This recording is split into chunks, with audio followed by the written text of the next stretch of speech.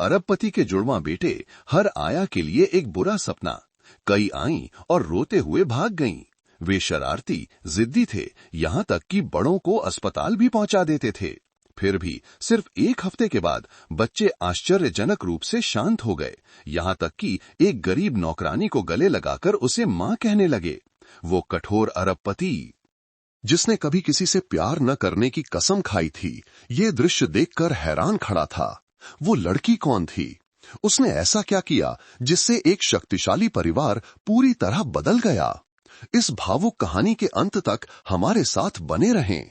सुबह 8 बजे मुंबई के जुहू इलाके में अभी भी हल्की धुंध और हवा में रात की रानी की मीठी महक थी, लेकिन घर नंबर 38 पर ठंडा ग्रे लोहे का गेट खुला हुआ था और एक गुस्से भरी चीख सड़क तक गूंज रही थी।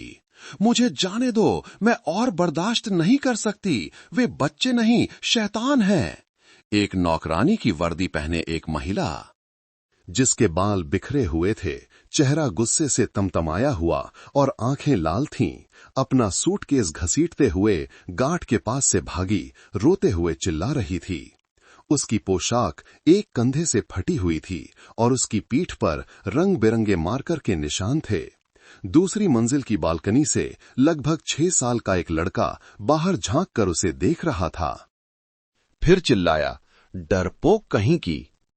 उसके बगल में एक और लड़का लॉलीपॉप चूस रहा था, खिलखिलाकर हंस रहा था और हाथ में टमाटर सॉस की बोतल लेकर रेलिंग पर निचोड़ रहा था, जैसे उसने कोई बड़ी जंग जीत ली हो। सिर्फ 6 महीने से भी कम समय में ये खन्ना परिवार के बंगले से जाने वाली 7वीं नौकरानी थी। इलाके के लोग उन जुड़वां बच्चों को जूहू के छोटे शैतान कहने लगे थे और उनके पिता टेक उद्यमी अर्जुन खन्ना एक भूत की तरह थे, जिनके पास पैसा और ताकत तो थी, लेकिन कोई उनके करीब आने की हिम्मत नहीं करता था। वहां से ज्यादा दूर नहीं, गोरेगांव की एक नम झुग्गी में 26 साल की माया शर्मा, जो एक पूर्व शिक्षण छात्रा थी, अपने पुराने फोन की स्क्रीन को ध्यान से देख रही थी। एक व्हाट्सएप जॉब ग्रुप में एक नया संदेश आया, तत्काल बच्चों की देखभाल करने वाले की जरूरत है, वेतन 25,000 रुपए प्रति माह, खाना रहना मुफ्त, अच्छा काम करने पर बोनस, जुहू का बंगला, धैर्यवान और अनुभवी महिला को प्राथमिकता। माया ने फोन नंबर देखा और फिर अपनी पुरानी स्टडी टेबल की ओर देखा, जहां उसकी धूल भरी डिग्री रखी थी। उसने कभी एक शिक्षिका बनने का सपना देखा था, लेकिन पिछले 3 सालों से वो केवल सेल्स और ट्यूशन जैसे छोटे मोटे काम कर रही थी। ऐसा लगता था कि उसके सपनों ने रोजी रोटी के लिए जगह बना ली थी। उसने नंबर डायल किया और एक गहरी पुरुष आवाज सुनाई दी, आपने बच्चों की देखभाल के काम के लिए फोन किया है? जी हाँ, मेरा नाम माया है, मेरे पास शिक्षण की डिग्री है और मैंने लगभग 2 साल तक एक प्ले स्कूल में पढ़ाया है। दूसरी तरफ से आवाज ने उसे बीच में ही काट दिया, अगर 2 दिन टिक सको तो वापस आना, वरना मत आना, कहकर उसने फोन काट दिया। माया ने हैरान होकर फोन को देखा, लेकिन फिर फीकी सी हंसी हंसी। मुंबई में इतने साल संघर्ष करने के बाद वो जानती थी कि जो जगहें जितनी कठोर होती हैं, जहां कोई काम करने की हिम्मत नहीं करता, वहीं असली अवसर मिल सकता है। उसने कुछ कपड़े अपने बैग में पैक किए, अपनी फीकी पड़ चुकी शर्ट पहनी और जुहू के लिए एक ऑटो पकड़ लिया। जब वो पहुंची तो माया दंग रह गई। बंगला ऊंचे ताड़ के पेड़ों के पीछे छिपा हुआ था और आधुनिक ग्रे लोहे का गेट थोड़ा खुला था। वो अंदर चली गई, उसका दिल घबराहट से धड़क रहा था। बगीचे में ऑर्किड और चमेली के पौधे लगे थे, जिन्हें सावधानी से काटा गया था, लेकिन वहां एक अजीब सी खामोशी थी। तुम माया हो? उसके पीछे से एक गहरी आवाज आई। माया चौंक कर मुड़ी। एक आदमी सफेद शर्ट पहने, जिसके बाल करीने से संवारे हुए थे और चेहरा गंभीर था। वो मुस्कुरा नहीं रहा था और उसकी आंखों में कोई भावना नहीं थी। जी, मैं माया हूं, मैं काम के लिए आई हूं, इंटरव्यू की जरूरत नहीं, उन्होंने तुम्हारे बारे में अच्छी बातें बताई हैं, अंदर आओ। माया ने भौहें सिकोड़ी। वो यहां किसी को नहीं जानती थी जो उसके बारे में अच्छी बातें कह सके, लेकिन इससे पहले कि वो पूछ पाती, वो आदमी मुड़ गया। मैं अर्जुन हूं, अर्जुन खन्ना। उसने ये नाम पहचान लिया। अखबारों में, इंटरनेट पर वो एक प्रसिद्ध राइड हेलिंग ऐप का संस्थापक था, जिसे कभी भारत का मार्क जुकरबर्ग कहा जाता था, लेकिन उसकी निजी जिंदगी हमेशा एक सवालिया निशान थी। 2 साल पहले एक दुर्घटना में उसकी पत्नी की मृत्यु हो गई थी। तब से उसने मीडिया से संपर्क नहीं किया, पार्टियों में शामिल नहीं हुआ, बस काम किया और नौकरानियों को कपड़ों की तरह बदला। घर विशाल था, महंगा फर्नीचर था, लेकिन ठंडा था। फर्श पर स्नैक्स के पैकेट, दूध के डिब्बे और क्रेयॉन बिखरे हुए थे। जुड़वा बच्चे लिविंग रूम में बैठे थे। एक झाड़ू से पत्थर की मेज पर ड्रम बजा रहा था, दूसरा एक गुड़िया के बाल काट रहा था और हर जगह कागज के टुकड़े बिखेर रहा था। माया ने एक गहरी सांस ली और अंदर चली गई। नमस्ते बच्चों, मेरा नाम माया है। क्या मैं आज से तुम्हारे साथ खेल सकती हूं? किसी ने जवाब नहीं दिया। दोनों ने उसे घूर कर देखा और फिर अचानक दूध पीने वाले बच्चे ने दूध सीधे उस पर फेंक दिया। यहां कोई 3 दिन से ज्यादा नहीं टिकता, तुम भी चली जाओ। माया एक पल के लिए स्तब्ध रह गई, लेकिन गुस्सा करने या चिल्लाने के बजाय उसने बस अपना भीगा हुआ जैकेट उतारा और उसे एक कुर्सी पर टांग दिया। फिर उसने टिश्यू पेपर से अपने चेहरे से दूध पोंछा। शुक्रिया बेटा, बहुत दिनों बाद इतनी ठंडक महसूस हुई। दोनों बच्चे हैरान रह गए, डर के मारे नहीं बल्कि आश्चर्य से। माया नीचे बैठ गई और अपने बैग से कुछ कार्टून स्टिकर निकाले। अब हम ये खेल खेलेंगे, जो भी 3 मिनट तक चुपचाप बैठेगा, कुछ नहीं फेंकेगा और चिल्लाएगा नहीं, उसे हाथ पर एक स्टिकर मिलेगा। अगर 5 स्टिकर हो गए तो आइसक्रीम मिलेगी। रोहन, जो थोड़ा बड़ा था, ने अपने भाई को देखकर भौहें सिकोड़ी। राहुल ने हिचकिचाते हुए देखा और फिर पालथी मारकर बैठने की कोशिश की। पहले 3 मिनट माया की जिंदगी के सबसे लंबे सेकंड थे, लेकिन अंत में उसने राहुल के हाथ पर एक भालू का स्टिकर चिपकाया और उस लड़के के चेहरे पर पहली मुस्कान खिल उठी। दूर से अर्जुन अपने फोन पर देख रहा था। निगरानी कैमरे हर पल को रिकॉर्ड कर रहे थे। उसने अपनी आंखें सिकोड़ी, लेकिन अभी भी कोई भाव नहीं दिखाया। उस शाम माया ने अपना पहला खाना खुद बनाया। उसने पिछली नौकरानियों की तरह फैंसी पश्चिमी व्यंजन नहीं बनाए, बस साधारण दाल चावल और सब्जी बनाई। जब वो खाना परोस रही थी तो उसने धीरे से कहा, मैंने वैसे ही बनाया है जैसे तुम्हारी मां पहले बनाती थीं। रोहन ने दाल की कटोरी को देखा, एक पल के लिए चुप रहा और फिर जल्दी से 3 चम्मच खा लिए। राहुल ने फुसफुसाया, आंटी, क्या आप कल चली जाएंगी? माया का गला भर आया। ये सवाल इतना हल्का था, लेकिन दिल को चीर देने वाला था। वो मुस्कुराई, अगर तुम दोनों अच्छे बच्चे बनोगे तो मैं यहीं रहूंगी। ऊपर अर्जुन बालकनी पर झुका हुआ नीचे देख रहा था। रात की हवा उसकी शर्ट से होकर गुजर रही थी। 2 सालों में पहली बार उसे लगा कि किसी ने उस ठंडे घर में हर रात गूंजने वाले रोने की आवाज को शांत कर दिया है। माया नहीं जानती थी, लेकिन उसने अभी अभी पहला दरवाजा खोला था और उस बंगले में रोने की आवाज कम होने लगी थी। इसलिए नहीं कि वो चुप हो गई थी, बल्कि इसलिए कि कोई उसे सुनने वाला था। अगली सुबह सूरज की रोशनी पतले सफेद पर्दों से छनकर आ रही थी और बरामदे में चिड़ियों की चहचहाहट लिविंग रूम में हो रहे झगड़े की आवाज को दबा नहीं पा रही थी। रोहन चिल्लाया, मैं ये कपड़े नहीं पहनूंगा। गुलाबी रंग लड़कियों का होता है। राहुल ने अपनी चप्पलें कोने में फेंक दी। मैं स्कूल नहीं जाऊंगा, घर पर कार्टून देखूंगा। माया, जो अभी भी रसोई में व्यस्त थी, ये सुनकर बहुत हैरान नहीं हुई। उसने 2 कटोरी सफेद दलिया एक ट्रे पर रखा और लिविंग रूम में चली गई।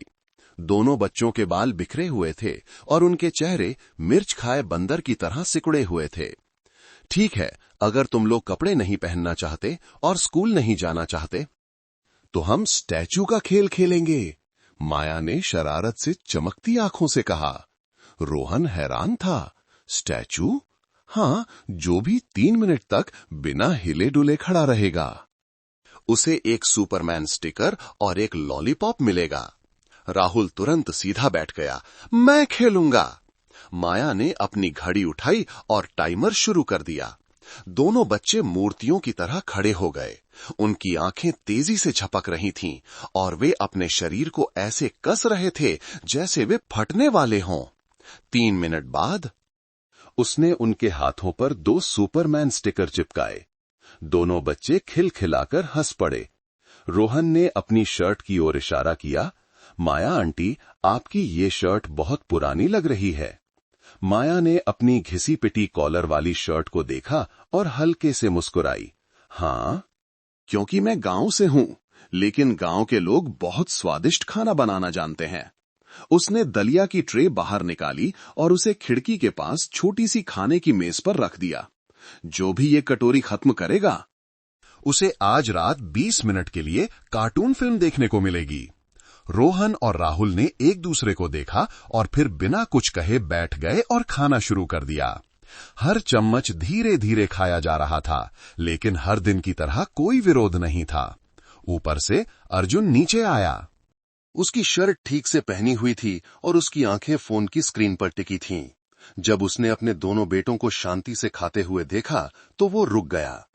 माया ने कहा, नमस्ते अर्जुन सर, क्या आप आज नाश्ता करेंगे? मैंने ब्रेड टोस्ट भी बनाया है। अर्जुन ने उसे ऐसे देखा जैसे वो किसी का विश्लेषण कर रहा हो। नहीं, मैं ऑफिस में खा लूंगा। वो सीधा चला गया, लेकिन जब वो पास से गुजरा तो उसकी नजर राहुल के हाथ पर एक पल के लिए रुकी, जहां सुपरमैन का स्टिकर लगा था। अजीब था, जब से उसकी पत्नी की मृत्यु हुई थी, दोनों बच्चे कभी भी शांति से बैठकर नहीं खाते थे। और कोई भी आया उन्हें 2 दिन से ज्यादा नहीं संभाल पाई थी। दोपहर में जब धूप तेज थी, माया एक छोटा सा गमला लेकर दोनों बच्चों को पानी देना सिखा रही थी। उसने हर एक को एक छोटी सी बोतल दी और कहा, पौधे बच्चों की तरह होते हैं। अगर उन्हें पानी न दो तो वे मुरझा जाते हैं, और अगर बहुत ज्यादा पानी दो तो वे डूब जाते हैं। राहुल ने सिर झुकाकर पूछा, अगर पौधे की जड़ें न हो तो क्या होगा आंटी? माया मुस्कुराई, तो वो सीधा खड़ा नहीं हो पाएगा। हम भी ऐसे ही हैं, हर किसी की अपनी जड़ें होती हैं। रोहन ने आंखें झपकाईं, जड़ें पेट में उगती हैं क्या आंटी? माया हंस पड़ी, नहीं बेटा, तुम्हारी जड़ें तुम्हारे दिल में हैं। वे लोग जिन्हें तुम प्यार करते हो, वे चीजें जो तुम्हें खुश करती हैं। राहुल ने धीरे से कहा, तो मां भी हमारी जड़ हैं। माया ने सिर हिलाया, उसकी आवाज नरम हो गई। हाँ मां, वो जड़ है जिसे तुम चाहे कहीं भी जाओ हमेशा अपने साथ रखते हो। रोहन अचानक मुड़ गया। उसकी पीठ तन गई। माया जानती थी कि उसने अभी अभी एक घाव को छुआ है। उस शाम वो तीसरी मंजिल पर गई, जहां कम ही लोग आते जाते थे। उसने घर के मैनेजर से पूछा और उसे पुराने सामान के स्टोर रूम में ले जाया गया। धूल भरे कार्डबोर्ड बक्सों के ढेर के बीच उसे यादों का एक डिब्बा मिला। अंदर अर्जुन और उसकी पत्नी की शादी की तस्वीरें थीं।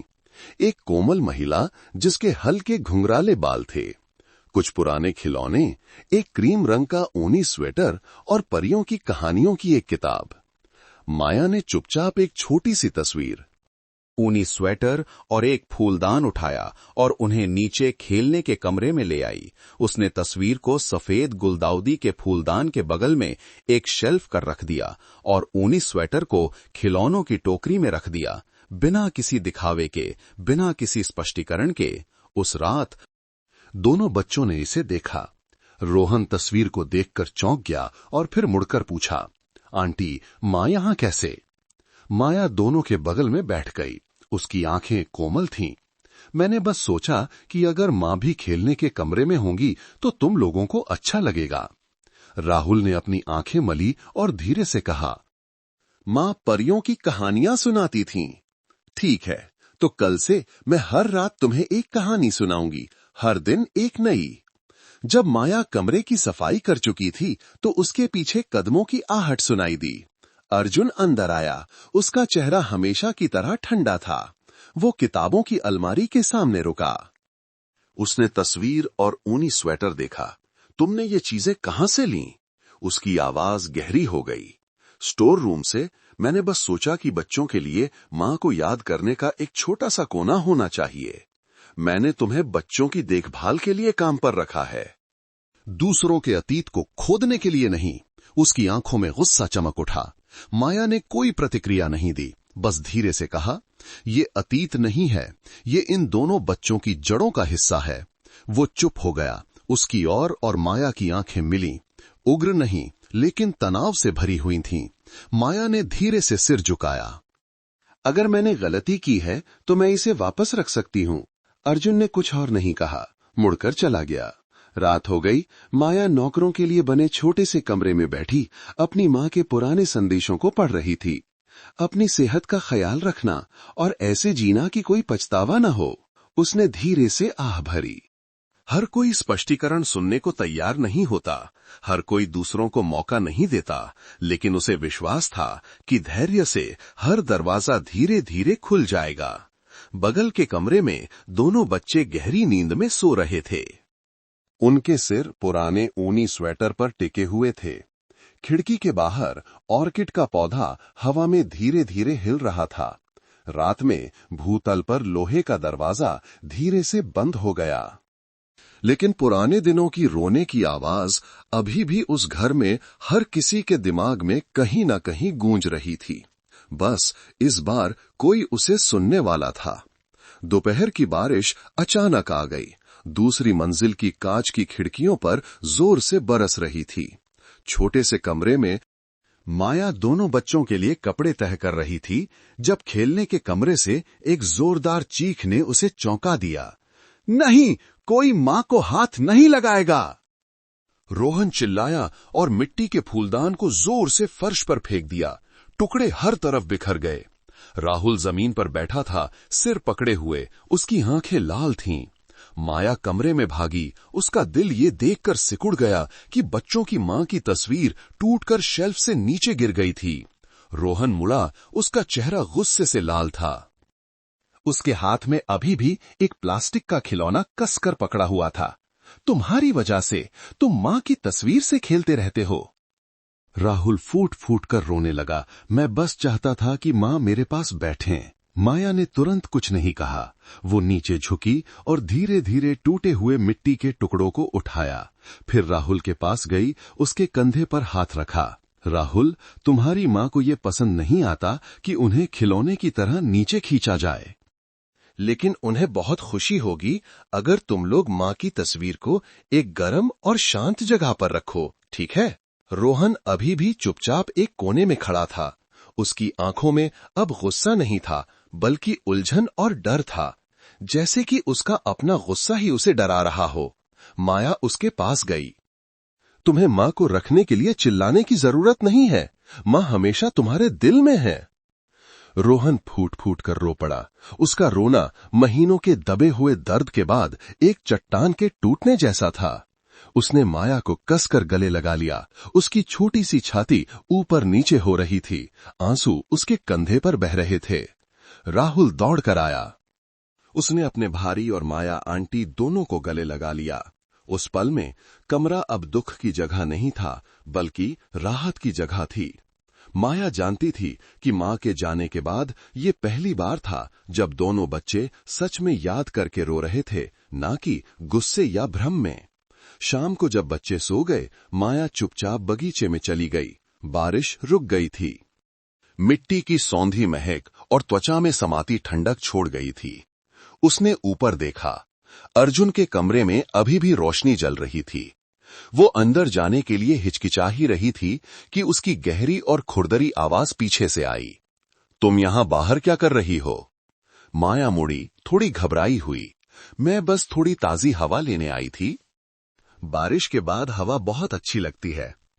अर्जुन बरामदे से बाहर निकला। उसके बगल में खड़ा हो गया, हाथ जेब में डाले हुए। वो काफी देर तक चुप रहा, फिर बोला, पहले ये घर हमेशा हंसी से भरा रहता था। मेरी पत्नी, उसने बहुत सारे फूल लगाए थे। उसका मानना था कि हर फूल एक भावना को ठीक कर सकता है। माया ने उसे देखा। यह पहली बार था जब उसने इतना कुछ कहा था। उसकी आवाज अब सूखी नहीं थी, बल्कि उसमें यादों की एक धुंधली परत थी। वो बहुत कोमल इंसान रही होंगी, माया ने धीरे से कहा। अर्जुन ने जवाब नहीं दिया। उसने गीले टाइल वाले फर्श पर अपनी लंबी परछाई को देखा। दुर्घटना के बाद मैंने उससे जुड़ी हर चीज को दफनाने की कोशिश की। जब भी कोई उसका जिक्र करता, मैं पागल हो जाता। मुझे डर था कि मैं कमजोर पड़ जाऊंगा। माया ने धीरे से सिर हिलाया। मैं समझती हूं, लेकिन कभी कभी यादें जंजीरें नहीं होती। अगर हम उन्हें सही जगह पर रखना जानते हैं तो वे सहारा बन सकती हैं। उसने मुड़कर उसे देखा। तुम ऐसे बात करती हो जैसे तुमने भी किसी को खोया हो। माया उदासी से मुस्कुराई। मैंने अपनी मां को छठी कक्षा में खो दिया था। मेरी मां ने ही मुझे पहली बार आलू पूरी बनाना सिखाया था। कैसे एक कविता को खूबसूरती से लिखना है और कैसे तब सहना है जब लोग तुम्हारी बात नहीं सुनते।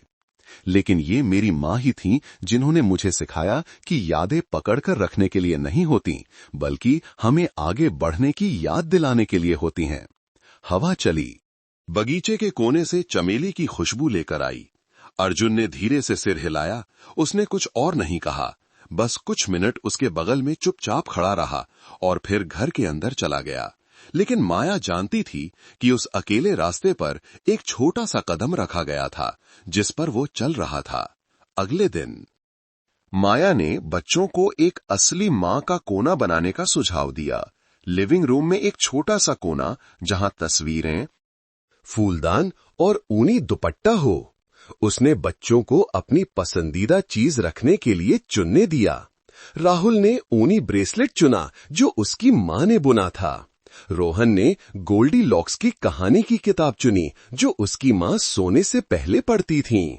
माया आंटी, क्या हम मां के लिए एक पौधा लगा सकते हैं? रोहन ने पूछा।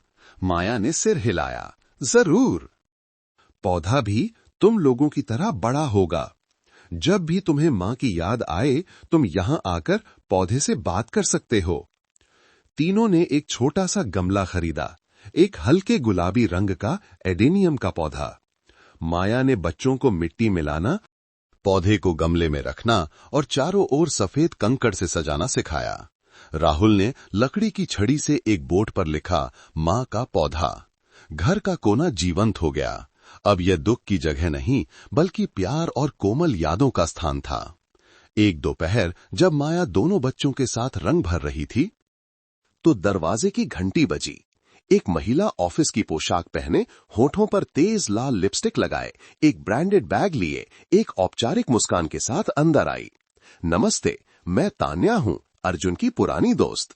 माया थोड़ी रुक गई। इस महिला की आंखें ठंडी और परखने वाली थीं। रोहन और राहुल तुरंत तनाव में आ गए। तान्या आंटी पहले हमारे साथ खेलने आती थीं? राहुल ने मासूमियत से पूछा। तान्या हल्के से मुस्कुराई, लेकिन उसकी आंखें नहीं मुस्कुराईं। हाँ, लेकिन बहुत समय हो गया। मैंने सुना कि घर में एक नई नौकरानी आई है, तो सोचा मिलने आ जाऊं। माया ने शिष्टाचार से सिर हिलाया। जी, मेरा नाम माया है। तान्या ने अपनी नजरें पूरे कमरे में घुमाईं, मां के कोने पर रुकी और उसकी नाक से एक हल्की सी हंसी निकली। ओह, तो ये भावनात्मक नाटक सच में काम करता है। माया ने अपनी हल्की मुस्कान बनाए रखी। जिन लोगों के पास दिल होता है, उनके लिए यह हमेशा काम करता है। तान्या अकड़ गई, लेकिन उसने जल्दी से अपना संयम वापस पा लिया। मैं अर्जुन से मिलूंगी, कृपया बच्चों का ध्यान रखना। वो सीढ़ियों पर ऐसे चढ़ गई जैसे वो घर की मालकिन हो। माया ने उसे जाते हुए देखा। उसके दिल में एक अशुभ भावना उठी। खेलने के कमरे में रोहन राहुल की ओर मुड़ा और फुसफुसाया, मुझे तान्या आंटी पसंद नहीं है। मुझे भी नहीं, राहुल ने धीरे से कहा। माया दोनों बच्चों के बीच बैठ गई, उनके हाथ पकड़कर। कोई बात नहीं, तुम दोनों एक दूसरे के साथ हो और मैं भी तुम्हारे साथ हूं। उसकी आंखें कोमल थीं, लेकिन गहराई में जैसे वो आने वाले तूफानों के लिए तैयारी कर रही हो। दूसरी मंजिल पर अर्जुन के कमरे का दरवाजा बंद हो गया। कोई नहीं जानता था कि उस बंद दरवाजे के पीछे की बातचीत उन घटनाओं की शुरुआत होगी जो पूरे घर को हिलाकर रख देंगी। और इस बार माया सिर्फ एक आया नहीं होगी। बल्कि 2 मासूम आत्माओं को जीवन के आने वाले तूफानों से बचाने वाली रक्षक होगी। तानिया के आने के 3 दिन बाद बंगले का माहौल ऐसा हो गया जैसे उस पर धुंध की एक पतली परत छा गई हो, जिसे कोई देख नहीं सकता था, लेकिन हर कोई महसूस कर सकता था। अर्जुन देर से घर आने लगा। जो रात के खाने बच्चों के साथ कभी कभार होते थे, अब वे भी एक खाली ठंडी कुर्सी में बदल गए थे। और जिस बात की माया ने सबसे कम उम्मीद की थी, तान्या नियमित रूप से आने लगी। हर बार जब वो आती तो वो दोनों बच्चों के लिए महंगे तोहफे लाती, रिमोट कंट्रोल कारें, गुड़िया, आयातित खिलौनों के सेट। लेकिन अजीब बात यह थी कि बाहरी उत्साह के बावजूद रोहन और राहुल दिन ब दिन उदासीन होते जा रहे थे। खिलौने बस खोले जाते और एक कोने में फेंक दिए जाते। राहुल ने एक बार माया से फुसफुसाकर कहा था, तान्या आंटी की हंसी असली नहीं लगती। एक शनिवार की दोपहर तान्या एक फ्रेंच स्ट्रॉबेरी मूस केक का डिब्बा लेकर आई और सोफे पर बैठ गई। अर्जुन भी वहीं था। वो अपनी बाहें बांधे, पीठ टिकाए, उसे आधी शिष्टाचार आधी अनिच्छा भरी नजरों से देख रहा था।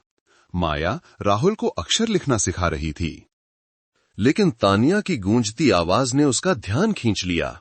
अर्जुन, मैं इस बार सच में गंभीर हूं। लोनावाला के रिजॉर्ट प्रोजेक्ट को तुरंत पैसों की जरूरत है और मैं चाहती हूं कि तुम मेरे साथ भागीदार बनो। अर्जुन ने धीरे से भौहें सिकोड़ी। तान्या, मैंने तुम्हें बताया था, मैं इस समय रियल एस्टेट में निवेश नहीं कर रहा हूं, लेकिन मैंने सुना है कि तुमने अभी-अभी एआई तकनीक में एक बड़ी राशि का निवेश किया है। क्या तुम्हें मुझ पर विश्वास नहीं है? उसने अपना सिर झुकाया। उसकी आवाज स्पष्ट रूप से नरम हो गई। माया को थोड़ी बेचैनी हुई। वो बड़ों के मामलों में दिलचस्पी नहीं रखती थी, लेकिन जब तान्या ने विश्वास नहीं का जिक्र किया तो उसकी आंखों ने उसे ये समझा दिया कि ये सिर्फ व्यापार से कहीं ज्यादा गहरा मामला था। अर्जुन चुप रहा। उसकी आंखें अस्पष्ट थीं कि वो सोच रहा था या बच रहा था। अंत में वो खड़ा हुआ और माया की ओर देखा। माया, बच्चों को ऊपर खेलने के कमरे में ले जाओ, मुझे तान्या से अकेले में कुछ बात करनी है। माया ने सिर झुकाया। जी। वो बच्चों का हाथ पकड़कर ऊपर ले गई, लेकिन उसका दिल बेचैन था। उसने पीछे की बातचीत नहीं सुनी, लेकिन जाने से पहले तान्या ने जिस तरह से उसे देखा था, उसमें लाल लिपस्टिक की परत के पीछे चाकू जैसी कोई तेज चीज छिपी थी।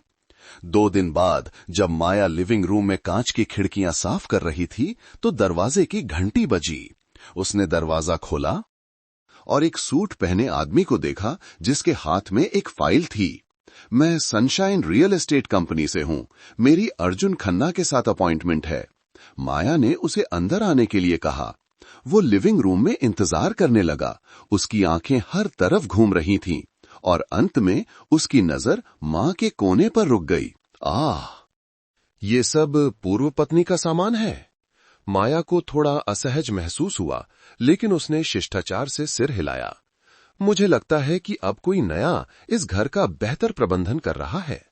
वो मुस्कुराया। उसकी आवाज में एक छिपा हुआ अर्थ था। माया ने जवाब नहीं दिया। वो मुड़ गई, लेकिन उसके मन में एक बड़ा सवालिया निशान पैदा हो गया था। उस रात रोहन को तेज बुखार था। राहुल चिंतित होकर उसके बिस्तर के पास बैठा रहा, हाथ में एक गर्म कपड़ा लिए हुए। माया रात भर उसके पास रही, पट्टी लगाती रही, बुखार कम करने की दवा देती रही। उसने अर्जुन को फोन किया, लेकिन उसने नहीं उठाया। आधी रात के करीब वो वापस आया। जब उसने अपने बेटे को बुखार से लाल देखा तो उसकी आंखें लगभग नियंत्रण खो बैठी थीं। उसने रोहन को गले लगा लिया, फुसफुसाते हुए, पापा को माफ कर दो, पापा देर से आए। माया पीछे खड़ी थी, उस कठोर ठंडे आदमी को देख रही थी जो अब एक बच्चे की तरह भ्रमित था। वो आगे बढ़ी, धीरे से उसके कंधे पर हाथ रखा। कोई बात नहीं बच्चों, बच्चों को बस ये जानने की जरूरत है कि पापा हमेशा वापस आते हैं। अर्जुन ने सिर उठाकर उसे देखा। उसकी आंखें नींद की कमी से लाल थीं। उस नजर में पहली बार कोई दूरी नहीं थी। अगली सुबह रोहन का बुखार उतर गया था। अर्जुन पूरे परिवार के साथ नाश्ता करने के लिए बैठा, जो एक दुर्लभ बात थी। रोहन ने धीरे से कहा, पापा खाइए, आज माया आंटी ने चीज एग सैंडविच बनाया है, राहुल ने जोड़ा, और बिना चीनी वाला ताजा दूध भी है, जैसा पापा को पसंद है। अर्जुन ने सिर हिलाया, हल्के से मुस्कुराया। माया ने एक और ग्लास दूध उसके सामने धीरे से रख दिया। एक गर्मजोशी भरा पल बीता, लेकिन फिर खिड़की से आने वाली हवा के झोंके की तरह ये अर्जुन के फोन से आने वाले संदेश की आवाज से जल्दी ही बदल गया। उसने जल्दी से पढ़ा और खड़ा हो गया। मुझे एक मीटिंग के लिए जाना है माया। क्या तुम आज दोपहर मेरी जगह बच्चों को स्कूल छोड़ सकती हो? माया ने सिर हिलाया, लेकिन उसके दिल में कुछ बेचैनी थी। हाल के बदलावों के बारे में उसकी अंतरात्मा उसे शांत नहीं रहने दे रही थी। उस दोपहर जब वो लिविंग रूम में किताबें व्यवस्थित कर रही थी, माया ने गलती से एक लिफाफा देखा जो अर्जुन के ब्रीफकेस से गिरा था, जो मेज पर खुला पड़ा था। वो उसे वापस रखने ही वाली थी कि लिफाफे का एक कोना फट गया और अंदर की सामग्री दिखाई दी। कामली premium resort project Sunshine company के साथ निवेश साझेदारी। तानिया मेहता। माया का दिल बैठ गया। क्या उसने सच में सहमति दे दी थी? उस शाम तानिया 2 छोटे सूटकेस और एक बड़े बैग के साथ घर आई। मैं अस्थायी रूप से कुछ दिनों के लिए यहां रहूंगी, अर्जुन मान गया है। माया चौंक गई। क्या? मुझे ठीक से सुनाई नहीं दिया। मैंने कहा मैं यहां रहूंगी। अर्जुन के करीबी होने के नाते मुझे लगता है कि मेरा ये अधिकार है, जबकि तुम सिर्फ एक नौकरानी हो। तानिया ने आखिरी शब्द पर जोर दिया, जैसे ये चेहरे पर एक तमाचा हो। रोहन सीढ़ियों से नीचे भागा। नहीं, तानिया आंटी यहां नहीं रह सकती, राहुल भी चिल्लाया। माया आंटी हमारे साथ रहती हैं। माया आगे बढ़ी, झुककर दोनों बच्चों को गले लगा लिया। उसने सीधे तानिया की आंखों में देखा। उसकी नजरें शांत थीं, लेकिन पीछे हटने वाली नहीं थीं। भले ही मैं एक नौकरानी हूं, मेरी भी अपनी सीमाएं हैं, और वो सीमा तब है जब इन दोनों बच्चों की शांति को खतरा होता है। तान्या ने भौहें चढ़ाईं। तुम मेरा विरोध करने की हिम्मत कर रही हो? माया ने जवाब नहीं दिया। वो दोनों बच्चों की ओर मुड़ी। चलो ऊपर कमरे में चलते हैं, मैं तुम्हें एक कहानी सुनाऊंगी। उस रात माया सो नहीं सकी। खिड़की के बाहर तेज हवा चल रही थी, जैसे किसी आने वाले तूफान की फुसफुसाहट हो। उसके दिल में कुछ आकार ले रहा था, एक निर्णय, एक लड़ाई, अपने लिए नहीं बल्कि उन 2 बच्चों के लिए जो तूफानों के बीच बड़े हो रहे थे। और इस बार अगर किसी ने उनकी जड़ों को काटने की कोशिश की, तो वो उस बवंडर के सामने खड़ी होने वाली पहली व्यक्ति होगी। जिस दिन से तान्या पापा की अच्छी दोस्त के रूप में बंगले में आई, रोहन और राहुल का पहले से ही नाजुक जीवन एक बार फिर कांच की तरह हिल गया। वो गेस्ट रूम में नहीं, अपने निजी कमरे में नहीं, बल्कि उस कमरे में चली गई जो कभी बच्चों की मां का था, जहां अभी भी उसके परफ्यूम की हल्की खुशबू और उसकी लिखी हुई डायरियां थीं। माया गलियारे में चुपचाप खड़ी रही, तानिया के पीछे बंद होते कमरे के दरवाजे को देखती रही। उसका दिल जैसे किसी ने निचोड़ दिया हो, ईर्ष्या से नहीं, बल्कि अनादर की भावना से। एक अजनबी ने लापरवाही से 2 बच्चों के दिल में एक पवित्र स्थान ले लिया था, जैसे कि प्यार को पैसे और तोहफों से बदला जा सकता है। अर्जुन इन दिनों समझ से बाहर हो गया था। वो कम बोलता, माया की नजरों से बचता। ऐसा लगता था कि वो 2 रास्तों के बीच फंस गया है। एक तरफ बच्चों के प्रति उसकी जिम्मेदारी और दूसरी तरफ तान्या द्वारा लाए गए व्यावसायिक हितों के साथ समझौता। एक सुबह जब माया कमरे की सफाई कर रही थी, तो उसने दूसरी मंजिल के गलियारे के फर्श पर छोटे छोटे मिट्टी के पैरों के निशान देखे। वो उनके पीछे गई और देखा कि राहुल पर्दे के पीछे दुबका बैठा है। उसकी आंखें सूजी हुई और लाल थीं। रोहन बगल में खड़ा था, उसके हाथ मुट्ठी में कसकर बंधे थे। क्या हुआ? माया ने धीरे से झुककर पूछा। राहुल ने फुसफुसाकर कहा, तानिया आंटी ने हमें डांटा क्योंकि हमने अलमारी से मां की कहानी की किताब ले ली थी। उन्होंने कहा कि मरे हुए लोगों की चीजों को नहीं छूना चाहिए। माया ने लड़के के कंधों को कसकर पकड़ लिया। रोहन ने गुस्से में कहा, मुझे वो पसंद नहीं है, वो मेरी मां नहीं है, वो नकली हस्ती है, हमारी तस्वीरें खींचती है और उन्हें इंटरनेट पर दिखाती है, मुझे नफरत है। माया ने दोनों को देखा। उसका दिल दुख से भर गया। वो उनकी मां नहीं थी, लेकिन उसे लगा कि इस घर में किसी और से ज्यादा उसकी जिम्मेदारी है। उसने खुद से वादा किया कि वो किसी को भी उन 2 बच्चों के दिलों में बची हुई पवित्र चीजों को छीनने नहीं देगी।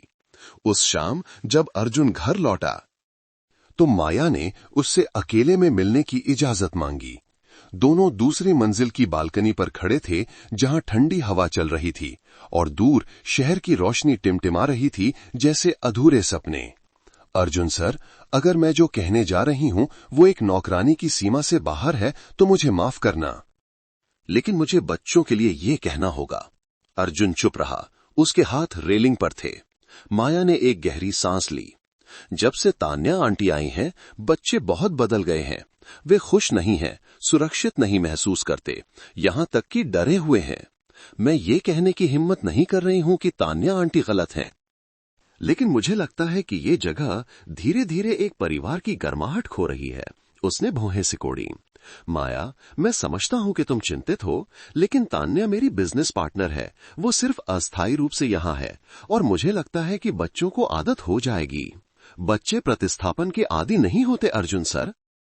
माया ने धीरे से कहा, उन्हें सुरक्षा की जरूरत है और वो सुरक्षा महंगे तोहफों या मजबूरन मुस्कुराहटों से नहीं खरीदी जा सकती। मैं हस्तक्षेप नहीं करना चाहती, लेकिन अगर चीजें ऐसे ही चलती रहीं तो मुझे लगता है कि मुझे चले जाना चाहिए। आखिरी वाक्य अर्जुन के सीने में एक झटके की तरह लगा। वो माया की ओर मुड़ा। उसकी आंखों में आश्चर्य से सच्ची चिंता दिखाई दी, लेकिन उसने कुछ नहीं कहा, बस धीरे से सिर हिलाया और चला गया। अगले दिन तान्या ने घर पर दोस्तों की एक पार्टी रखी। उसने लगभग 10 दोस्तों को आमंत्रित किया, सभी व्यवसायी, मॉडल और कुछ विदेशी निवेशक। बंगला एक बनावटी तरीके से जीवंत हो गया। संगीत बज रहा था, वाइन के ग्लास भरे जा रहे थे और हंसी का शोर हर निजी स्थान को खत्म कर रहा था। माया दोनों बच्चों को ऊपर ले गई। दरवाजा बंद करने की कोशिश की ताकि वे नीचे का शोर न सुन सकें, लेकिन राहुल कांपते हुए अपने कान बंद कर लिए। मुझे शोर से डर लगता है, जैसे जब मम्मी पापा लड़ते थे। रोहन ने अपने भाई का हाथ कसकर पकड़ लिया और माया की ओर मुड़कर कहा, चलो बगीचे में छिप जाते हैं। आंटी, मैं इस घर में नहीं रहना चाहता। माया उन्हें पीछे के छोटे से बगीचे में ले गई। तीनों मां के पौधे के नीचे बैठ गए। रात की हवा ठंडी थी, लेकिन उनके दिलों को उस शोरगुल वाले बंगले से ज्यादा सुकून महसूस हो रहा था। आंटी, क्या मां दुखी होंगी जब कोई और उनके कमरे में रहेगा? राहुल ने धीरे से पूछा। माया ने लड़के के बालों को सहलाया। मां दुखी नहीं होंगी, लेकिन उन्हें खुशी होगी अगर तुम लोग मां को सबसे खूबसूरत तरीके से याद रखो, जिसे कोई छू नहीं सकता। रोहन ने सिर झुकाया, जैसे हमारी यादें। हाँ, यादें ही एकमात्र चीज हैं जिन्हें कोई चुरा नहीं सकता। संगीत बंद हो गया। उस शांत पल में माया ने गलियारे में ऊंची एड़ी के जूतों की तेज चाल और तान्या की चिल्लाने की आवाज सुनी। विश्वास नहीं होता, तुमने सबके सामने मुझे मना करने की हिम्मत की। तुम खुद को समझते क्या हो अर्जुन? फिर एक टूटने की आवाज आई, शायद एक वाइन का गिलास। माया ने दोनों बच्चों के कंधों को धीरे से दबाया। अगली सुबह पूरा बंगला खामोशी में डूबा हुआ था। तान्या नाश्ते में नहीं दिखी। अर्जुन थका हुआ था। उसकी शर्ट थोड़ी सिकड़ी हुई थी और उसकी आंखों के नीचे काले घेरे थे। माया ने एक कप कॉफी उसके सामने रखी। उसने कुछ नहीं पूछा। उसने ऊपर देखा, धीरे से सिर हिलाया, धन्यवाद। थोड़ी देर बाद जब बच्चे स्कूल चले गए, अर्जुन खड़ा हुआ और खिड़की के पास गया। कल रात मैंने तान्या से कहा कि उसे रुक जाना चाहिए। मैंने सोचा था कि मुझे किसी की जरूरत है जो मुझे नुकसान से उभरने में मदद करे, लेकिन अब मुझे एहसास हुआ कि हर कोई हिसाब किताब के साथ मेरे जीवन में प्रवेश नहीं कर सकता। माया चुप रही। वो जानती थी कि ये उसका माफी मांगने का तरीका था, बिना किसी दिखावे के, बिना किसी सुंदर शब्दों के। बस एक आदमी जो पहली बार स्वीकार कर रहा था कि वो गलत रास्ते पर चला गया है। अर्जुन मुड़ा। माया, अगर तुम अभी भी यहां रहना चाहती हो तो मुझे उम्मीद है कि हम बच्चों के लिए सबसे अच्छा करने के लिए मिलकर काम कर सकते हैं। माया ने धीरे से सिर हिलाया। वो मुस्कुराई नहीं, बस एक कोमल और स्थिर नजर से जवाब दिया। वो जानती थी कि हवा का रुख बदल गया है। लेकिन असली तूफान शायद अभी भी आगे इंतजार कर रहा था। जिस रात अर्जुन ने तानिया को बंगले से जाने देने का फैसला किया, घर का माहौल शांत हो गया, जैसे एक भयंकर तूफान से गुजरा हो। आंगन में लगा चंपा का पेड़ कलियां देने लगा। बच्चे ज्यादा खुश रहने लगे और माया को भी लगा कि वो सच में इस घर का हिस्सा बन गई है, एक नौकरानी के रूप में नहीं, बल्कि एक आवश्यक टुकड़े के रूप में। लेकिन शांति कभी स्थायी नहीं होती। एक सप्ताह के अंत में जब माया पीछे के आंगन में कपड़े सुखा रही थी, तो गेट की घंटी बजी। वो बाहर भागी और एक ऑफिस की पोशाक पहने महिला को देखा, जिसकी आंखें तेज और चाल दृढ़ थी। उसके पीछे लगभग 6 साल की एक लड़की थी, जिसके बाल छोटे कटे हुए थे और उसका चेहरा अर्जुन से अजीब तरह से मिलता था। माया कुछ सेकंड के लिए स्तब्ध रह गई। फिर उस महिला ने संक्षिप्त और ठंडे स्वर में कहा, मैं अंजलि हूं, रिया की मां। मैं अर्जुन खन्ना से मिलने आई हूं। माया ने उन्हें अंदर आने के लिए कहा। उसका दिल बेचैन था। वो मां बेटी को लिविंग रूम में ले गई और फिर अर्जुन को बुलाया। अर्जुन ने जैसे ही अंजलि को देखा, उसकी आंखें तुरंत तनावपूर्ण हो गईं। वो एक कदम पीछे हट गया, जैसे अतीत सीधा उसके चेहरे पर आ गया हो। तुम यहां क्या करने आई हो? उसकी आवाज खुरदरी हो गई। अंजलि फीकी सी हंसी। तुम्हें पूछना चाहिए कि तुम्हारी बेटी यहां क्या करने आई है। माया पीछे खड़ी थी। उसका दिल तेजी से धड़क रहा था। उसके दिमाग में सब कुछ घूम रहा था। क्या? अर्जुन आगे बढ़ा। रिया मेरी बेटी है। तुम्हें लगा मैं मजाक कर रही हूं? अंजलि ने भौहें चढ़ाईं। हम कुछ समय साथ थे, फिर तुम जिम्मेदारी लेने से पहले ही चले गए। मैं तुम्हें दोष नहीं देती, लेकिन अब जब मेरा काम रुक गया है और जीवन मुश्किल हो गया है, मैं अकेले रिया का पालन पोषण नहीं कर सकती। अर्जुन स्तब्ध खड़ा था। रिया हिचकिचाते हुए चारों ओर देख रही थी। उसकी आंखें उस अजनबी बंगले में खोई हुई थीं। मैं अपनी बेटी को यहां लाई हूं ताकि वो अपने अधिकारों के साथ जी सके, अंजलि ने दृढ़ता से कहा। तुम्हें मुझे स्वीकार करने की जरूरत नहीं है, लेकिन तुम अपने खून को नकार नहीं सकते। पूरा घर खामोशी में डूब गया। घड़ी की सुइयों की टिक टिक पहले से कहीं ज्यादा तेज लग रही थीं। उस रात अंजलि एक डीएनए टेस्ट रिपोर्ट की फाइल, एक हाथ से लिखा पत्र और रिया को छोड़कर चली गई। माया ने लड़की के लिए कमरा तैयार किया। रिया बिस्तर के एक कोने में सिमटी बैठी थी, हाथ में एक पुराना टेडी बियर पकड़े हुए। आपका नाम क्या है? रिया ने धीरे से पूछा। मेरा नाम माया है। तुमसे मिलकर खुशी हुई। क्या आप उन दोनों भाइयों की नई मां हैं? माया हल्के से हंसी। नहीं, मैं बस तुम लोगों की देखभाल करती हूँ। रिया ने सोचा, तो मैं यहाँ कितने दिन रहूंगी? माया जवाब नहीं दे सकी, क्योंकि वो खुद भी नहीं जानती थी। अगले दिन बंगला नए संघर्षों की लहर में डूब गया। रोहन ने जब देखा कि रिया को भी उसके साथ स्कूल ले जाया जा रहा है, तो उसने तीखी प्रतिक्रिया दी। वो गुस्से में चिल्लाया, पापा, आपने कहा था कि हम सबसे महत्वपूर्ण हैं। अब अचानक एक और बच्चा कहां से आ गया? राहुल चुपचाप बचता रहा। उसने विरोध नहीं किया, लेकिन उसकी आंखें स्पष्ट रूप से उदास हो गईं। अर्जुन ने समझाने की कोशिश की, रिया तुम्हारी बहन है, भले ही पापा को भी हाल ही में पता चला हो। मुझे नहीं जानना, रोहन चिल्लाया। मैं उस लड़की के साथ नहीं रहना चाहता। माया ने रोहन को खींचकर कसकर गले लगा लिया। लड़का छटपटाया, लेकिन अब और नहीं चिल्लाया। उसने उसके सिर को सहलाया और फुसफुसाया। कभी कभी हमें उन चीजों को स्वीकार करना सीखना पड़ता है जो हमें पसंद नहीं है, बेटा, लेकिन इसका मतलब ये नहीं है कि तुम्हारे पापा का तुम्हारे लिए प्यार कम हो गया है। उस वाक्य ने रोहन को रोक दिया। थोड़ी देर बाद वो धीरे से माया की बाहों से निकला और बिना कुछ कहे अपने कमरे में चला गया। उस रात अर्जुन माया के साथ रसोई में चाय पीते हुए बैठा। उसने उसके लिए एक कप डाला, पहली बार शिष्टाचार के लिए नहीं, बल्कि साझा करने की इच्छा से। मुझे नहीं पता था कि चीजें इस तरह से हो जाएंगी। माया ने उसे देखा। उसकी आंखों में कोई दोष नहीं था, केवल समझ थी। बच्ची को प्यार की जरूरत है और आपको हिम्मत की। तुम्हें क्या लगता है मुझे क्या करना चाहिए? उसने धीमी आवाज में पूछा। माया ने धीरे से चाय का कप नीचे रखा। एक सच्चे पिता होने से शुरू करें, सिर्फ रहने और खाने के लिए नहीं, बल्कि जब वे रोएं, जब वे विद्रोह करें और जब वे माफ करने के लिए तैयार न हो तब उनके साथ रहें। वो बहुत देर तक चुप रहा, फिर धीरे से सिर हिलाया।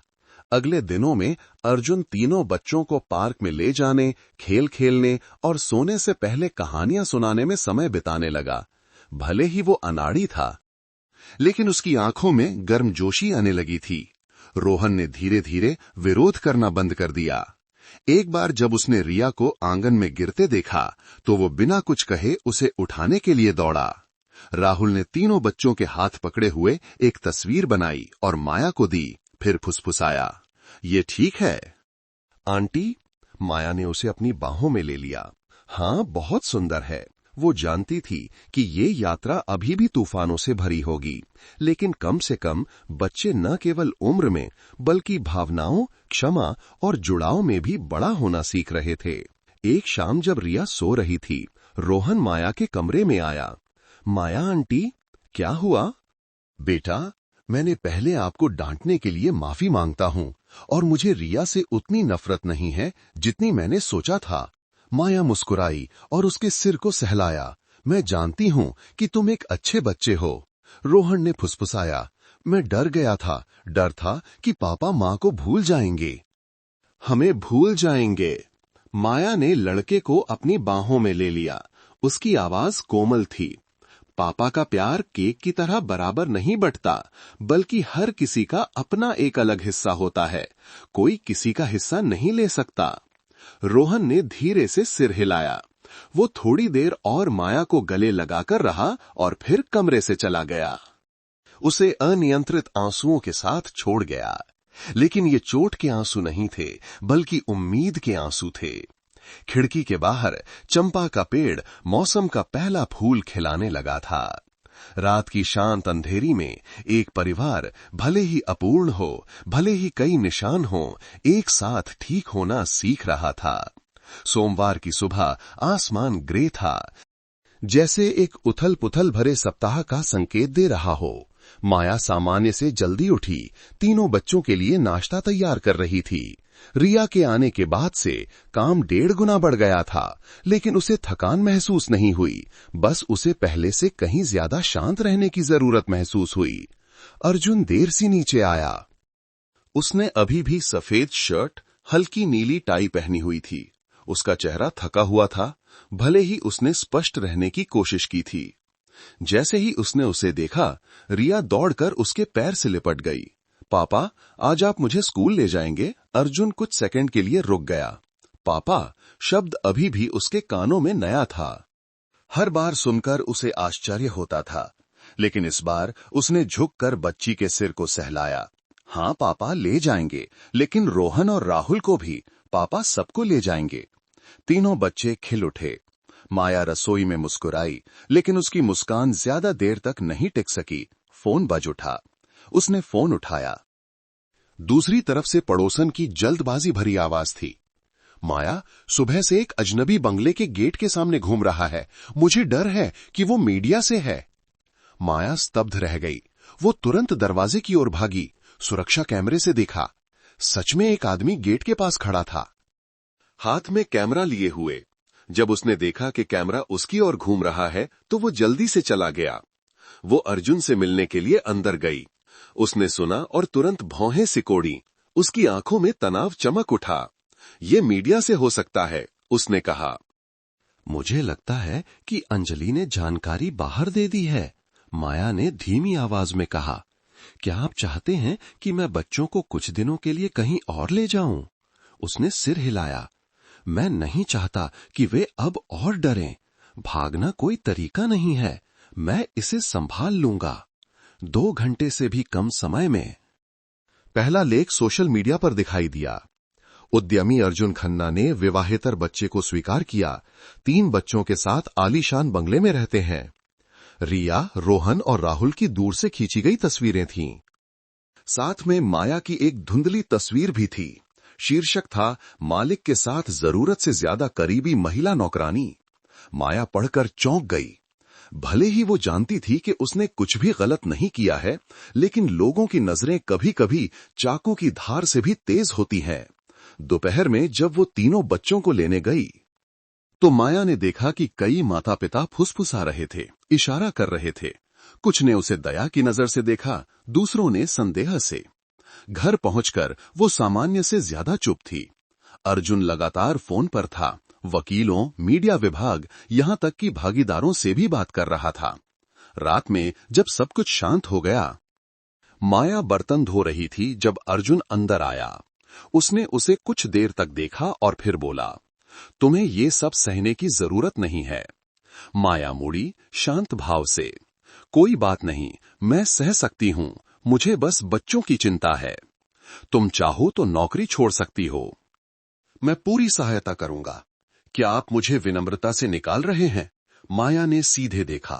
उसने जवाब नहीं दिया, लेकिन उसकी आंखों ने सब कुछ कह दिया। माया ने सिर हिलाया, तौलिया नीचे रखा। मैं समझ गई, लेकिन जाने से पहले मेरी एक शर्त है। कहो। आपको बच्चों के सम्मान की रक्षा के लिए खड़ा होना होगा। किसी को ये सोचने न दें कि वे एक बोझ हैं या एक गलती का उत्पाद हैं। वे प्यार पाने के हकदार हैं, खुद पर गर्व करने के हकदार हैं। अर्जुन ने उसे देखा, पहली बार मालिक और नौकरानी के रूप में नहीं, बल्कि दो इंसानों के रूप में जो बड़ों के परिणामों का बोझ उठा रहे थे। मैं वादा करता हूं। अगली सुबह अर्जुन ने एक प्रेस कॉन्फ्रेंस बुलाई। मीडिया की भीड़ उमड़ पड़ी। जनता की उम्मीदों के विपरीत उसने न तो टालमटोल की, न ही दोषारोपण किया। वो सीधा खड़ा हुआ और स्पष्ट रूप से बोला, मेरे 3 बच्चे हैं, 2 मेरी शादी से पैदा हुए, एक छोटे से रिश्ते से आया, लेकिन वे सभी मेरे खून हैं और मैं उन सभी से एक जैसा प्यार करता हूं। मैं अपनी जिम्मेदारी से नहीं भागता और मैं किसी को भी अपने परिवार के सदस्यों के सम्मान का अपमान करने की इजाजत नहीं देता, खासकर एक महिला जो मेरे बच्चों के प्रति हमेशा समर्पित रही है, जैसे माया जी। पूरा हॉल शांत हो गया। कुछ पत्रकारों ने सवाल पूछने के लिए हाथ उठाने की कोशिश की, लेकिन वो झुककर मंच से चला गया। घर पहुंचकर उसने देखा कि माया बच्चों के साथ लिविंग रूम में बैठी है। रोहन रिया को एक कहानी पढ़कर सुना रहा था और राहुल रंग भर रहा था। इतने तूफानों के बाद एक दुर्लभ शांतिपूर्ण दृश्य। वो माया के पीछे आकर खड़ा हो गया। तुम अभी भी यहां हो? मैं ये देखने का इंतजार कर रही थी कि आप अपना वादा निभाते हैं या नहीं। वो हल्के से मुस्कुराया। तो अब तुम्हारा क्या इरादा है? माया ने उसे नहीं देखा। उसकी आंखें अभी भी तीनों बच्चों पर थीं। मुझे लगता है कि मैं अभी नहीं जा सकती। बच्चों को मेरी जरूरत है और शायद आपको भी। अर्जुन ने जवाब नहीं दिया, लेकिन वो उसके बगल में बैठ गया। दोनों के बीच की दूरी अब वर्ग या पद के भेदभाव की नहीं थी, बल्कि कुछ गहरी, कुछ सच्ची थी। आंगन में चंपा का पेड़ अभी भी खिल रहा था। भले ही मीडिया, जनता की राय या पुराने घाव अभी पूरी तरह से ठीक नहीं हुए थे, लेकिन उस बंगले में एक नई चीज अंकुरित हो रही थी, जिसे विश्वास कहते हैं। और शायद यहां से उनका जीवन अब उथल-पुथल भरी कहानी नहीं रहेगा, बल्कि एक भावनात्मक पुनरुत्थान की यात्रा बन जाएगा। प्रेस कॉन्फ्रेंस के बाद जनता की राय शांत होने लगी। गपशप धीरे धीरे कम हो गई और उसकी जगह सहानुभूतिपूर्ण जिज्ञासा ने ले ली। कई लोग अर्जुन को एक अलग नजर से देखने लगे, न केवल एक सफल व्यवसायी के रूप में, बल्कि एक बहादुर पिता के रूप में जो अपनी चीजों की रक्षा के लिए खड़ा होने की हिम्मत रखता है। लेकिन जब बाहर शांति छाने लगी तो बंगले के अंदर नई दरारें चुपचाप दिखाई देने लगीं। माया अभी भी वहीं थी, अपना काम जारी रखे हुए थी, लेकिन उसके और अर्जुन के बीच एक अदृश्य दूरी पनपने लगी थी। मीडिया की बातों के कारण नहीं, अफवाहों के कारण नहीं, बल्कि एक अनाम संदेह के कारण जो चुपचाप दोनों के बीच आ गया था।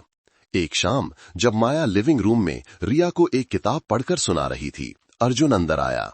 उसकी आंखों में अब सामान्य शांति नहीं थी, बल्कि उलझन और हिचकिचाहट का मिश्रण था। माया, मुझे बात करनी है, उसने किताब बंद कर दी, धीरे से रिया को रोहन के साथ कमरे में जाने के लिए कहा। कमरे में केवल 2 लोग और एक असहज खामोशी रह गई। कहिए, माया ने पहले कहा। अर्जुन खिड़की के पास गया, पीठ फेर कर। उसकी आवाज धीमी हो गई। मुझे अभी एक रिपोर्ट मिली है, घर में से किसी ने मेरी निजी जानकारी मीडिया को पहले ही दे दी थी, अंजलि के आने से भी पहले। माया ने भौहें सिकोड़ी। क्या आप मुझ पर शक कर रहे हैं? वो मुड़ा, उसकी आंखें उसकी आंखों से मिलीं। वे मुझ पर शक कर रहे हैं और मुझे निश्चित होना है। माया खड़ी हो गई। गुस्सा नहीं, कोई तीव्र प्रतिक्रिया नहीं, जैसा कि लोग अपमानित होने पर करते हैं। उसने उसे बहुत देर तक देखा, धीमी आवाज में, क्या आप मुझ पर विश्वास करते हैं? वो चुप रहा। ये साधारण सा सवाल जवाब देने के लिए बहुत भारी निकला। अंत में अर्जुन ने केवल जवाब दिया, मुझे नहीं पता कि इस समय किस पर विश्वास करूं। माया ने सिर हिलाया। तो मुझे भी नहीं पता कि मैं यहां और रह सकती हूं या नहीं। फिर वो मुड़ नहीं, अपने कमरे की ओर चली गई। दरवाजा उसके पीछे एक ठंडे पूर्ण विराम की तरह बंद हो गया। नीचे अर्जुन अभी भी वहीं खड़ा था। रोशनी उसके थके हुए चेहरे पर पड़ रही थी। उसकी आंखें जैसे टूट गई हों। अगले दिन माया ने 2 दिन की छुट्टी मांगी। उसने कहा कि उसे गांव जाकर अपनी मां से मिलना है। अर्जुन ने उसे नहीं रोका। उसने बस ड्राइवर को उसे बस स्टॉप पर छोड़ने के लिए कहा और बिना किसी विदाई के वापस चला गया। 2 दिन बीत गए। बंगले में माया की हंसी गायब थी। राहुल हर रात रोता। रिया उदास होकर खाना नहीं खाती और रोहन पहले से ज्यादा चुप हो गया था। अर्जुन को एहसास हुआ कि इस घर में शांति महंगे फर्नीचर या उसके सब कुछ संतुलित करने की कोशिश से नहीं आई थी, बल्कि एक ऐसी महिला से आई थी जो चुपचाप बच्चों के दिलों के हर टूटे हुए टुकड़े और खुद उसके भी टुकड़ों को समझती और उनकी देखभाल करती थी। तीसरे दिन की सुबह अर्जुन को बंगले की सुरक्षा प्रणाली के प्रबंधक का फोन आया। हमने निजी जानकारी भेजने वाले व्यक्ति की पहचान कर ली है। वो एक सफाई कर्मचारी था जो 1 महीने के लिए अस्थायी रूप से काम कर रहा था। इसका माया जी से कोई लेना देना नहीं है। सभी सबूत स्पष्ट हैं। अर्जुन ने फोन नीचे रखा। उसका दिल भारी हो गया। वो एक बार फिर गलत था और इस बार की गलती ने न केवल माया को चोट पहुंचाई, बल्कि उनके बीच पनप रहे नाजुक रिश्ते की नींव को भी हिला दिया। उस दोपहर जब माया वापस आई तो वो सीधे घर में नहीं गई, बल्कि पीछे के बगीचे में चंपा के पेड़ के नीचे खड़ी हो गई।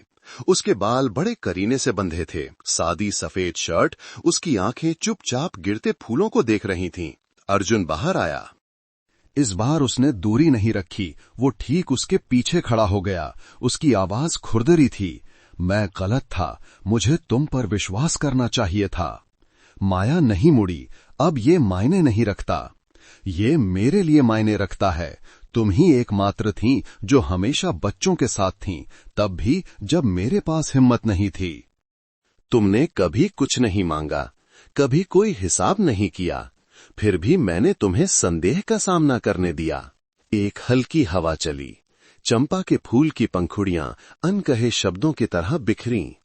माया ने धीरे से आह भरी। आप जानते हैं कि मुझे सबसे ज्यादा किस बात से डर लगता है? गलत समझे जाने से नहीं, बल्कि विश्वास किए जाने और फिर संदेह किए जाने से। विश्वास टूटे हुए कांच की तरह होता है। भले ही उसे जोड़ दिया जाए, दरारें रह जाती हैं। अर्जुन और करीब आया। तुम मुझे इसे बदलने दो, शब्दों से नहीं, कर्मों से।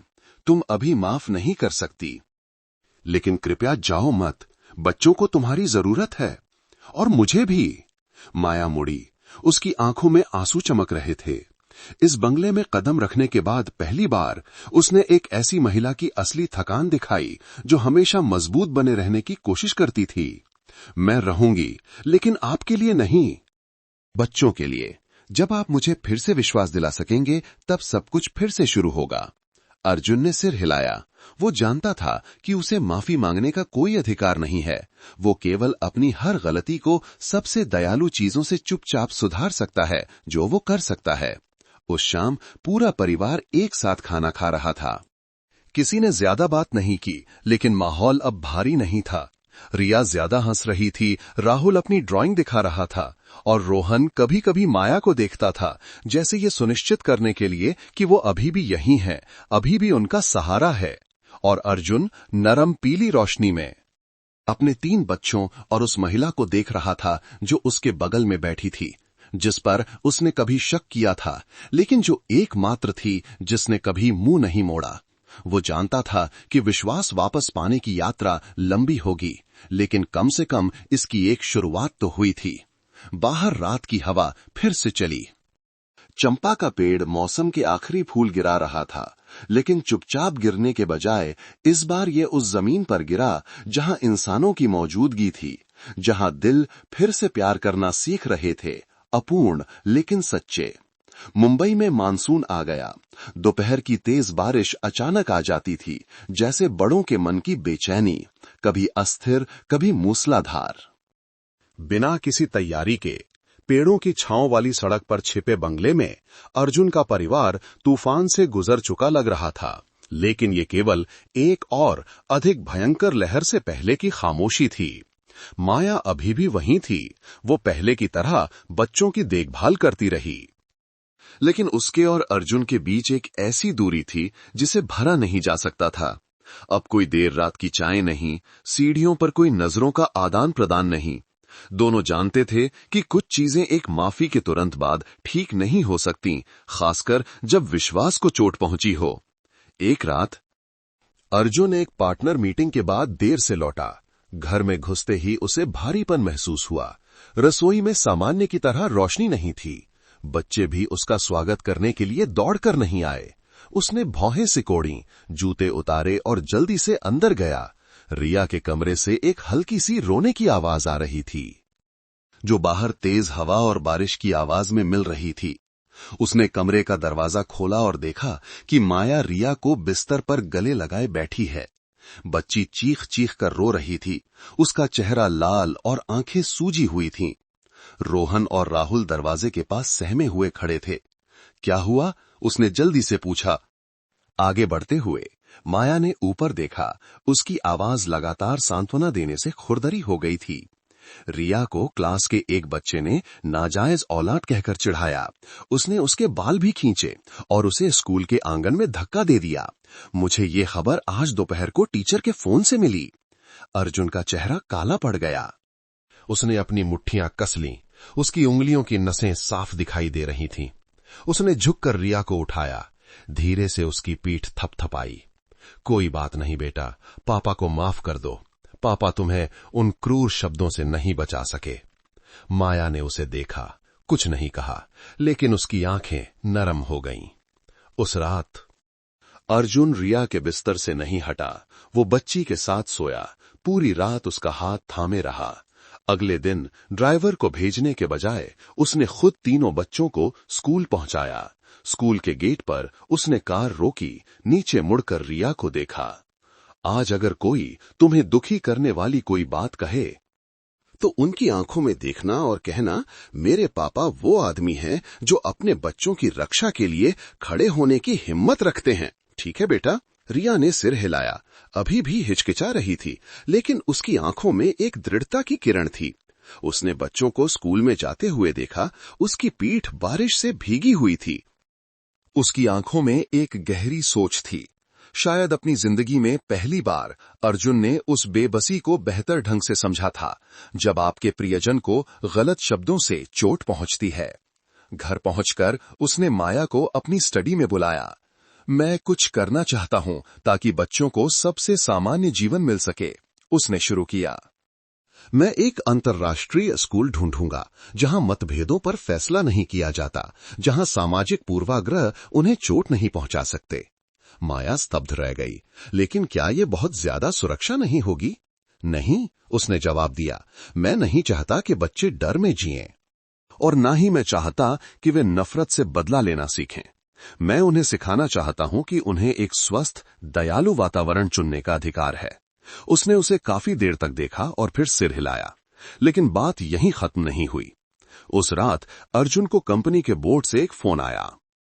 एक बड़ा विदेशी भागीदार जिसके साथ बातचीत चल रही थी, ने अनुबंध पर हस्ताक्षर करने को अस्थायी रूप से स्थगित करने की सूचना दी। कारण ये था कि हाल की निजी जीवन की उथल-पुथल ने उन्हें उसकी व्यक्तिगत छवि के बारे में संदेह में डाल दिया था, जो ब्रांड को प्रभावित कर सकती थी। अर्जुन फोन कॉल के बाद अपने कार्यालय में चुपचाप खड़ा रहा। खिड़की थोड़ी खुली थी, हवा के झोंके अंदर आ रहे थे। उसे उम्मीद नहीं थी कि ये मामला इतने बड़े परिणाम लेकर आएगा। माया संयोग से वहां से गुजरी। उसने उसे एक गिलास रेड वाइन के साथ अकेले देखा। मंद रोशनी उसके कठोर चेहरे पर पड़ रही थी। क्या हुआ? उसने धीरे से पूछा। उसने ऊपर देखा और आह भरी। मैं इस साल के सबसे बड़े अनुबंधों में से एक खोने वाला हूं, सिर्फ इसलिए कि मैंने अपनी असली जिंदगी नहीं छिपाई। माया पास आई, उसके बगल में बैठ गई। क्योंकि आपने सही चुना। लेकिन कभी कभी इस माहौल में जीवित रहने के लिए सही होना काफी नहीं होता। आपको क्या लगता है कि बच्चों को एक सफल पिता की जरूरत है या एक बहादुर पिता की? उस सवाल ने उसे चुप करा दिया। फिर वो मुस्कुराया, एक उदास मुस्कान। तुम हमेशा ऐसी बातें कहना जानती हो जो दूसरों को बचने नहीं देती। क्योंकि मैं भी एक ऐसी बच्ची थी जिसकी रक्षा करने वाला कोई नहीं था। मैं उस भावना को जानती हूं, ये जीवन भर साथ रहती है। उसने मुड़कर उसे देखा। कई तनावपूर्ण दिनों के बाद पहली बार उनकी आंखें सच में मिलीं। मालिक और नौकर के बीच नहीं, चोट पहुंचाने वाले और चोट खाने वाले के बीच नहीं, बल्कि दो लोगों के बीच जो एक अधूरे सपने का बोझ उठा रहे थे, जिसे परिवार कहते हैं। उस रात माया स्टडी से नहीं गई। वो उसके बगल में बैठी, उसके दबाव, जिम्मेदारियों और उन सपनों के बारे में सुना जो उसने कभी अपने ठंडे तर्क की परतों के नीचे दफन कर दिए थे। उन्होंने थोड़ी शराब पी, बहुत सारी बातें की और फिर बहुत देर तक चुप रहे। सुबह होने तक जब रात की आखिरी बारिश रुक गई, अर्जुन ने माया के कंधे पर हाथ रखा। मैं वादा नहीं करता कि सब कुछ आसान होगा, लेकिन अगर तुम अभी भी रहना चाहती हो तो मेरे साथ आगे बढ़ो, बच्चों के लिए और हमारे लिए भी। माया ने उसे देखा। उसकी आवाज हवा की तरह हल्की थी। मुझे एक वादे की जरूरत नहीं है, मुझे साथ चलने वाले की जरूरत है। उनकी आंखें खामोशी में मिलीं और कुछ कहने की जरूरत नहीं थी। ऊपर तीनों बच्चे शांति से सो रहे थे। कोई नहीं जानता था कि कल क्या इंतजार कर रहा है, लेकिन कम से कम आज रात उस कभी शोरगुल और तूफानों से भरे बंगले में एक सच्ची खामोशी थी, जहां दो लोग टूटन से विश्वास और साहस के साथ फिर से निर्माण करना शुरू कर रहे थे। सप्ताह की एक सुबह, सुनहरी धूप कांच की खिड़कियों और बंगले के उन छोटे कोनों पर फैल गई जिन्होंने अनगिनत सुख दुख देखे थे। अब कोई फुसफुसाहट भरी चिंता नहीं थी, कोई ऐसी नजरें नहीं थीं जो मिलती और फिर जल्दी से हट जातीं।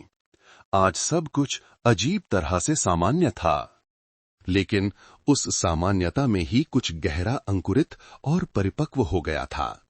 माया हमेशा की तरह जल्दी उठी। उसने रसोई का दरवाजा खोला, तेजी से रिया के लिए दलिया बनाया, रोहन और राहुल के लिए दोपहर का भोजन तैयार किया। जब वो बरामदे में निकली तो वो एक पल के लिए रुक गई। अर्जुन उससे भी पहले उठ चुका था। वो चमकीले बोगनविलिया के नीचे एक किताब पढ़ रहा था। हाथ में कॉफी का कप था। उसकी आंखें विचार मग्न थीं। आप बहुत जल्दी उठ गए। मैं सो नहीं सका, उसने कहा। फिर उसने किताब बंद कर दी, उसकी ओर मुड़कर देखा। मैंने एक फैसला किया है, लेकिन ऐसा करने से पहले मैं तुमसे पूछना चाहता हूं। माया उत्सुकता से बैठ गई। कैसा फैसला? इस बंगले को बेचने का। वो चौंक गई। बेचने का? लेकिन क्यों? सब कुछ अभी अभी तो ठीक हुआ है। क्योंकि ये एक घर नहीं है, उसने धीमी आवाज में जवाब दिया। ये वो जगह है जहां से मैं भाग रहा था। वो खोल जो मैंने तलाक और दिशाहीन होने के बाद बनाया था। ये बहुत बड़ा, बहुत ठंडा और बहुत सारी यादों से भरा है जो लोगों को भारी बना देती हैं। उसने सीधे उसकी आंखों में देखा। उसकी नजरों में अब पहले जैसी हिचकिचाहट नहीं थी। मैं एक असली घर के साथ फिर से शुरू करना चाहता हूं, छोटा लेकिन गर्मजोशी से भरा।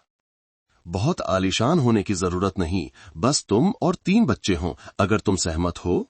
माया ने कुछ नहीं कहा, उसका दिल जोर से धड़क रहा था। उसने कभी इसकी उम्मीद की थी, कभी एक ऐसे दिन का सपना देखा था जब अर्जुन जीवन को दिल से देख सकेगा, हिसाब किताब से नहीं। लेकिन उसने ये नहीं सोचा था कि ये इतनी जल्दी आएगा। क्या आप निश्चित हैं? क्योंकि ये आपके करियर का एक बड़ा हिस्सा है।